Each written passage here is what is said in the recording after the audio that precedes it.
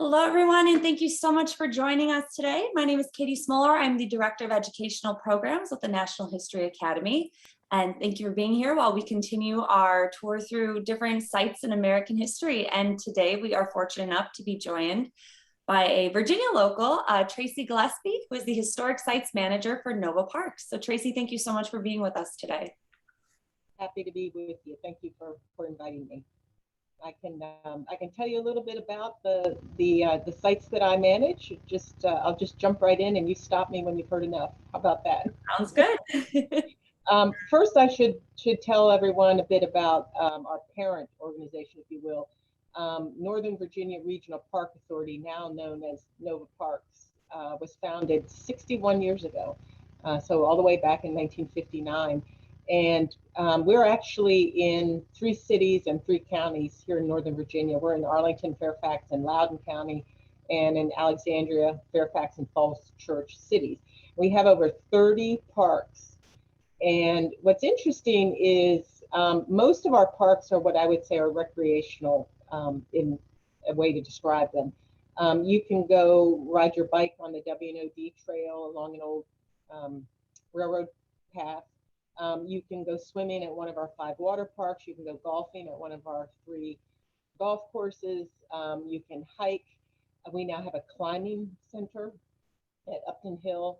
All kinds of activities like that. And then there are our historic sites, of which we don't have many, but what we have, I think, are quite good. And the 5 parks that I manage in Loudoun, in the southern part of Loudoun, I'll say in the Aldie Middleburg area, 4 of the 5 parks I manage are historic sites. And they're tied together with a common theme really that goes to the Civil War, because there was a series of cavalry battles in June of 1863 that took place along what we now know as Route 50, starting in Aldie and moving west, Aldie, Middleburg, Upperville. So the sites I manage along there all have a tie to that. But the place where I call home when I'm at work is here at Aldie Mill in the little village of Aldie. And just to give you a little bit of a background of what Aldie is and Aldie Mil. So we are just a mile or so off of the actual hallowed ground, Route 15 section of hallowed ground. So very, very close to that. Aldie was founded by a man named Charles Fenton Mercer, and he created the little village, named it after his ancestral home in Scotland. You can still go to Aldie today. And he started the mill as really a way for this part of Virginia to enter into industrialization, if you will. Between 1807 and 1809, the mill was built for Mr. Mercer. If you look at an old map of Loudoun County, you'll see that we have dozens of mills around. In fact, if you come out driving now, come down, hallowed ground byway there, and then head out west a little bit, you will cross by so many dirt roads we still have that have the names of former mills that were here. But Aldie Mill was by far the largest and one of the most successful grist mills of its time. It really was a bit of a factory, if you will. And Mercer knew that. I mean, that was his intent, was to start a successful business here in a new small community. His intent was to create roadways that would get the grains that farmers were growing in the Loudoun Valley, get them to the mill, and then get them to market. So he was involved a lot with that. Charles Fenton Mercer ends up becoming a U.S. congressman for several decades, and he's largely involved in what were called internal improvements now, and I guess you could still call it that now. I think President Biden would like him because he would support his infrastructure bill, I'm sure. But in any case, so he has the mill built, and it is opened in 1809, and it is grinding any kind of grain that you can think of, wheat, corn, oats, barley, rye. We now still operate it today. We have a miller We are open on weekends from mid-April to mid-November when it's warm enough to operate the mill and have visitors. And we grind corn into cornmeal the same way they did when Mercer first opened the doors here. Water-powered water wheels. We have tandem or twin water wheels, which is a bit unusual to see in a mill that's still standing today. Still using that water power, still using the simple machines, and getting the mill to operate. And again, very successful.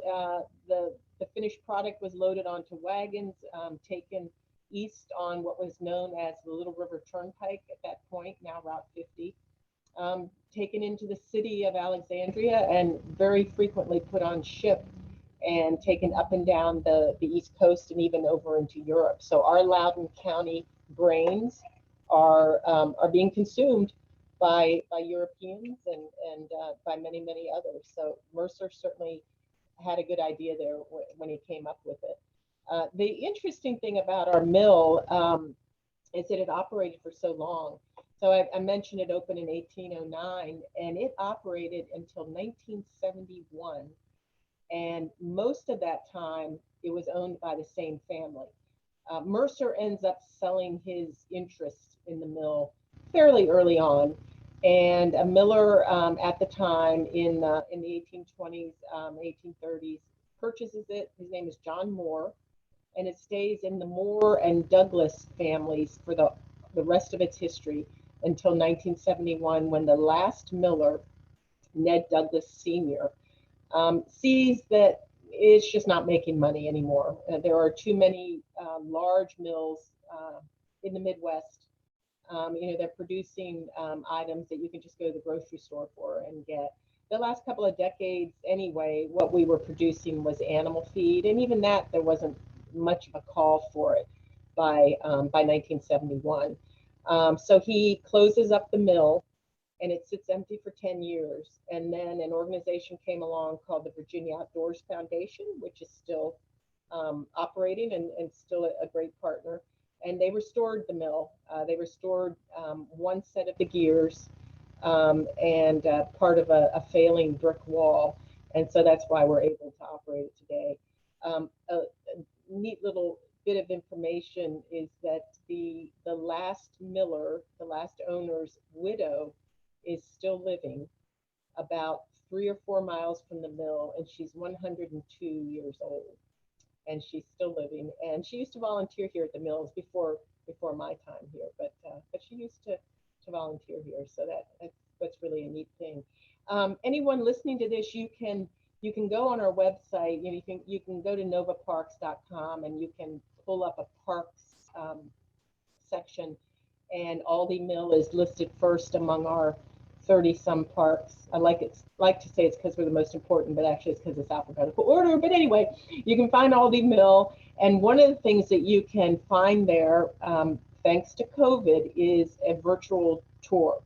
You're able to go on there. We work with a company called the Teaching Company, which produces the great courses. Some of you might be familiar with that.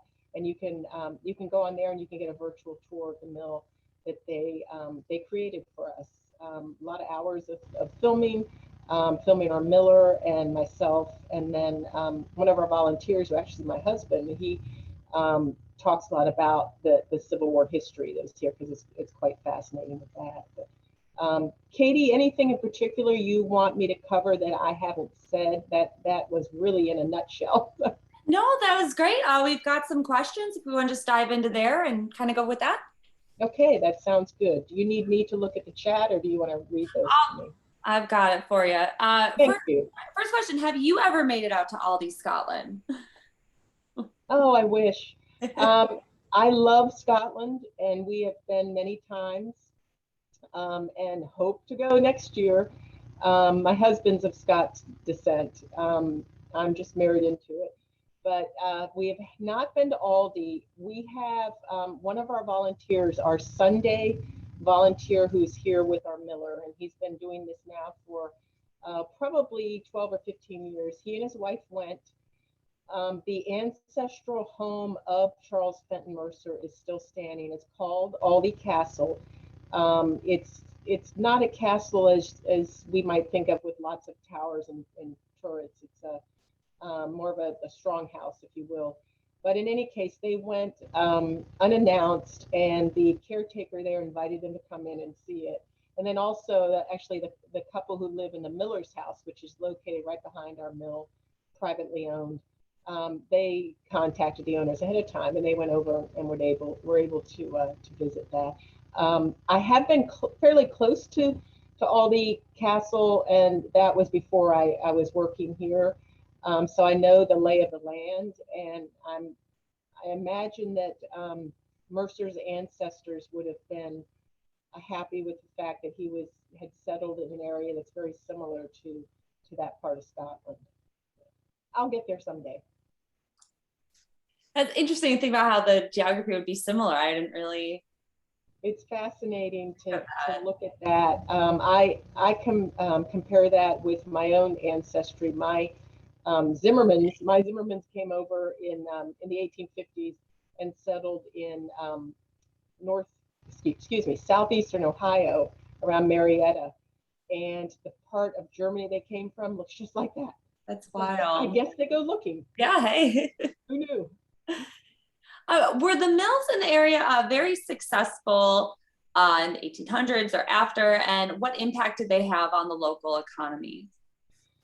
The mills were successful. So I mentioned there were dozens of mills. Most of them, almost all of them, were, I guess you could say, private mills. So an owner of a larger farm or plantation would probably have his own mill.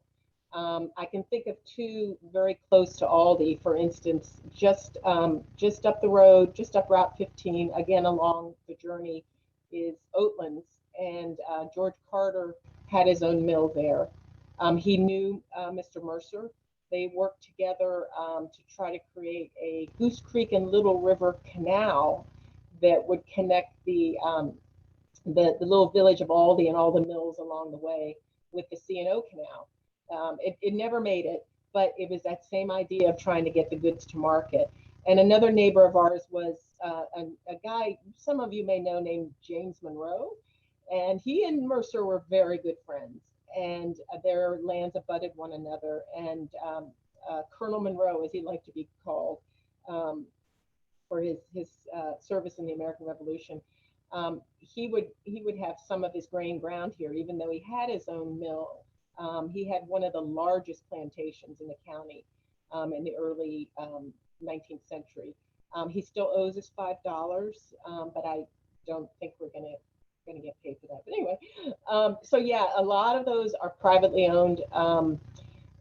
Some, like us, you would get to Waterford, which again has a strong tie with Journey Through Hallowed Ground, and the mill there is very similar in terms of its size and the production that was going on.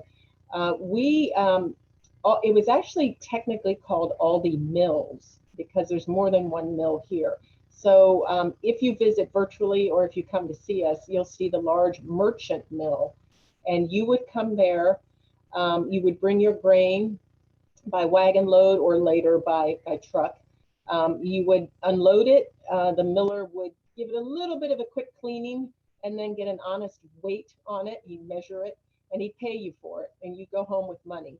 If you brought grain and you wanted to have it ground to take home so that you could use, say, some flour or some cornmeal at home, you'd probably go next door to our custom mill, also called the country mill. It's a smaller mill, and you could get something ground there that you're going to take home. And frequently what the miller did then was to keep a portion of that grain as payment rather than charging you for it.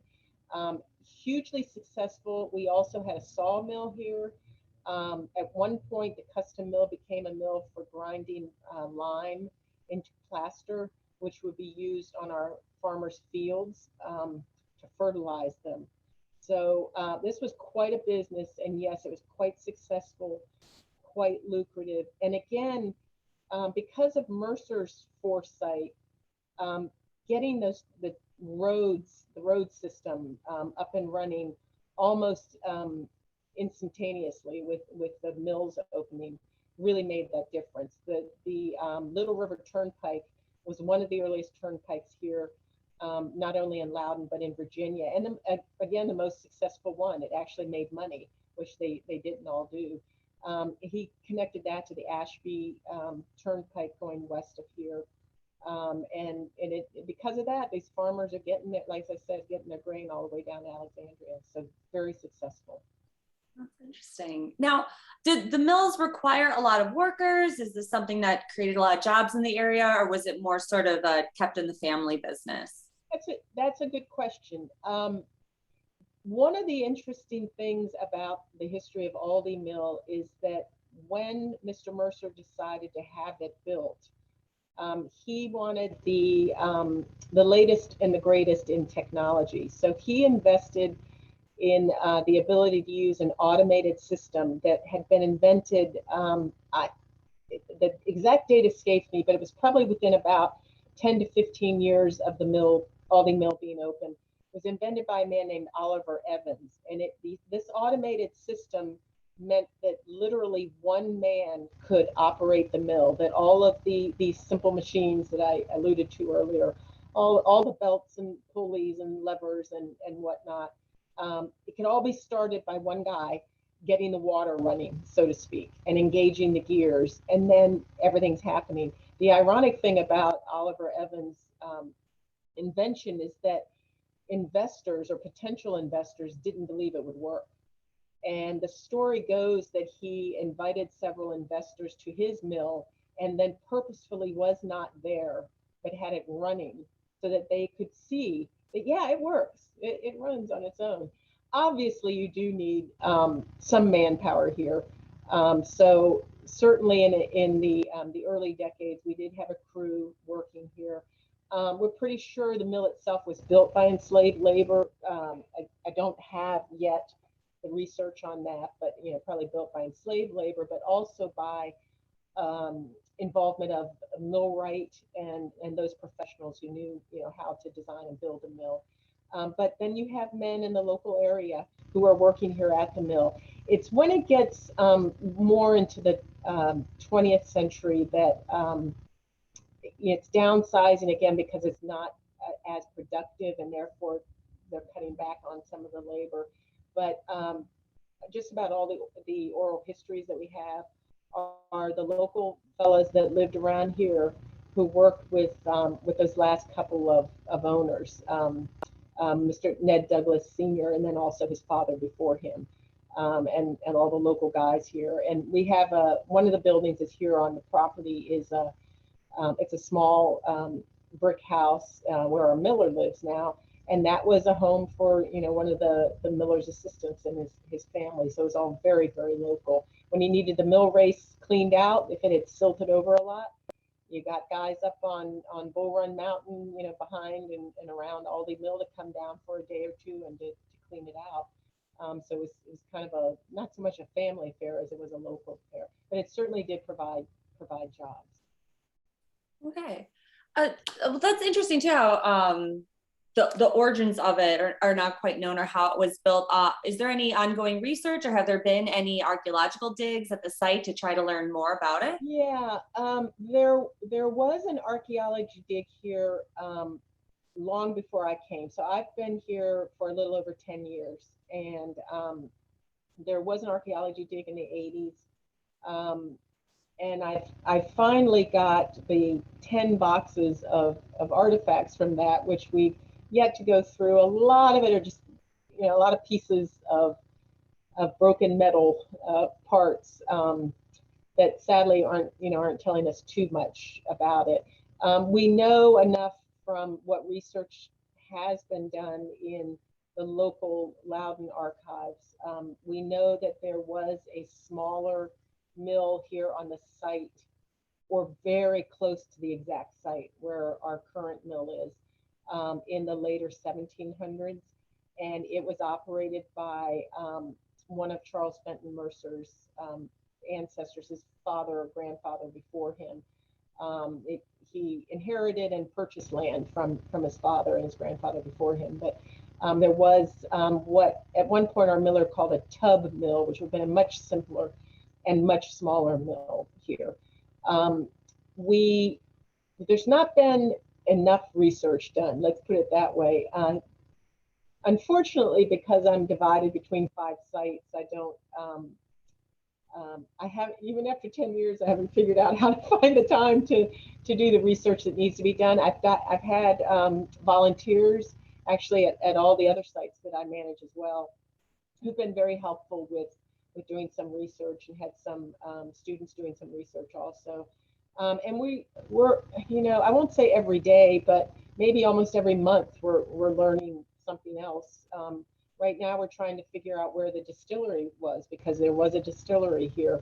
Mr. Mercer, being a good Scotsman, of course, and a good businessman, would want a whiskey distillery, and like George Washington and others, he had one. There was one here. We think we know where it is, but are not absolutely sure. But it's a wonderful way for me to justify the fact that my largest fundraiser each year is a whiskey dinner in mid-September of each year here at Aldie Mill, and that's because he did have a distillery. So that's always perfect. Yeah, it's good. It's very convenient. So you mentioned earlier that the mill's still operational today. Has a lot had to be replaced over the years? And what do you do with the product that's made today? Not a lot has had to be replaced. Some of the equipment that's now in the mill that's actually not being used was 20th century, something called roller mills, which provided a much finer, a much better quality of flour. And those aren't actually even original to Aldie Mill. Apparently, during World War II, the government needed metal. Those things had a lot of metal. They were melted down and used for metal. When the Virginia Outdoors Foundation first opened the mill to the public in the later 1980s, not all of the equipment was restored and kept in place. There's a fair amount that is in storage, in very long-term storage. When you come here, you'll see not all of the chutes and things that would come down from floors above to carry the grain. It's not all there. For instance, our miller, as he's standing at the hopper, where the corn goes in before it drops down and is ground between the 2 millstones, he pours that a bag of corn in there now. Originally, it would have come down a chute from up above and automatically, again, come down there. So there's certain things that certainly are missing. We don't weigh it, for instance. We don't have to clean the corn that we actually purchase for use. But we do still have the elevator system, which is basically moving the grain vertically between the different floors of the mill. In terms of what we do with the product, we wish we could sell it. We are not at the point yet where we have come up to par where we can get inspected and then be able to sell cornmeal for human consumption. We're doing the next best thing, which is we have a farmer who takes the cornmeal and feeds his farm animals, which again, the last decades the mill was operating, it was for animal feed.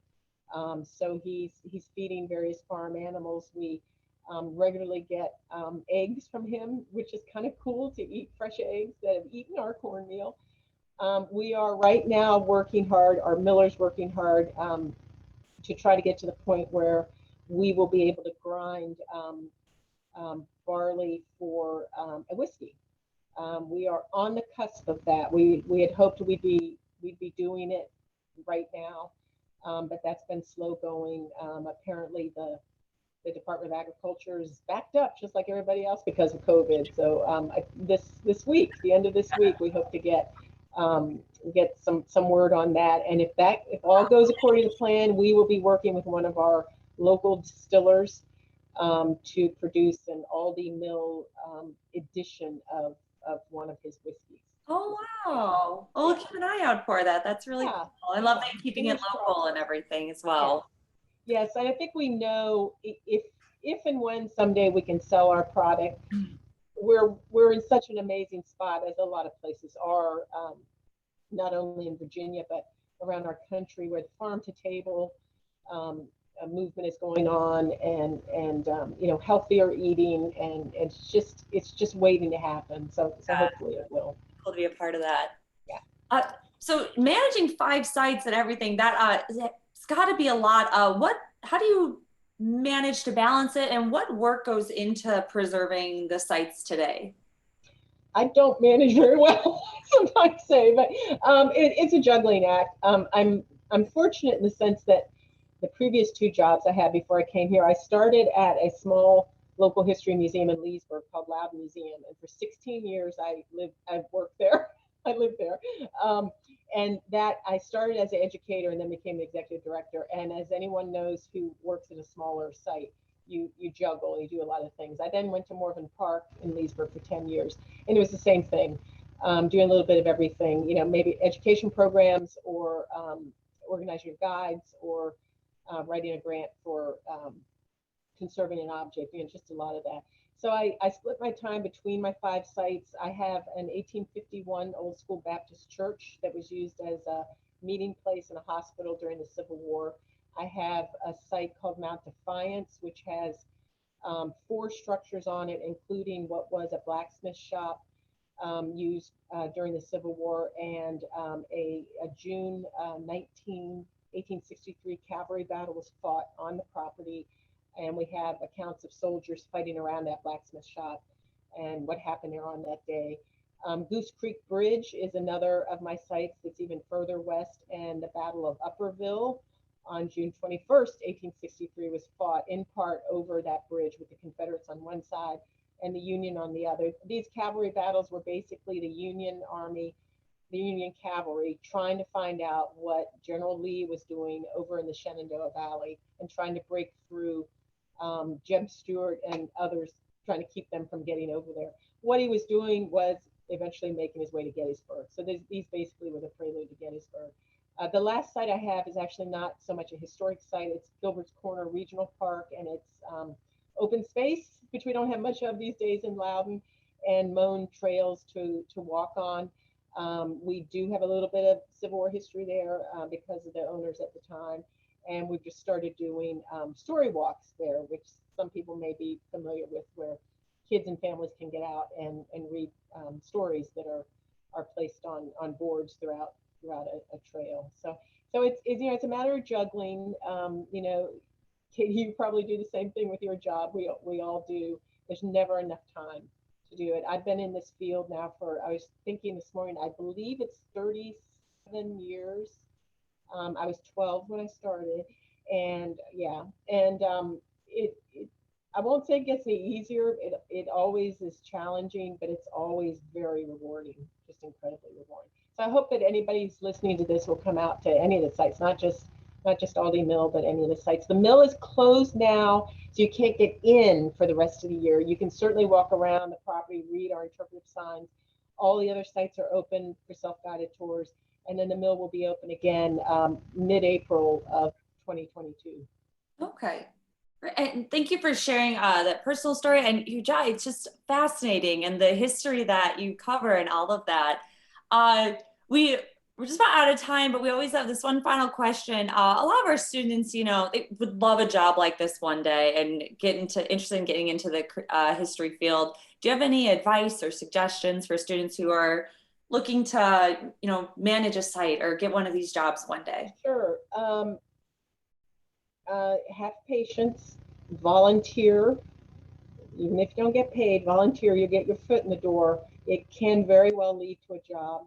You know, internships when you can. Sometimes some of them are paid, some of them aren't. If you're in Virginia, join the Virginia Association of Museums. Google them, you'll find them. If you're a student, it's free membership, and you can get a certificate through Virginia Association of Museums that you could tack on to what you're already doing for your education. There's a lot of opportunities out there. You have to put yourself out there, and you do have to be patient. There's always been competition, you know, more so than ever. You're not going to get wealthy in this job, but you're going to be rewarded many times over the people you meet, the stories that you can share. the goosebumps you can raise when you're telling stories. So I hope there's many of you to come into the field. We need you. It was beautifully said. Thank you so much. And Tracy, thank you for being with us today. And hopefully we can get you back in the future. We'd love to hear more about some of the other sites and these stories as we continue our journey through American history. I would love to do that, Katie. Thank you again, and keep up the good work with Journey Through Hallowed Ground. It's a great partnership. Appreciate it a lot. And thank you all for joining us. You all take care. Thank you so much. Yes, thank you all at home for joining us today. And we'll be back here next week, Wednesday at 4 p.m. Eastern Standard Time now, as we virtually visit with Lewis and Clark National Historical Park. So I hope to see you there and have a wonderful rest of your day.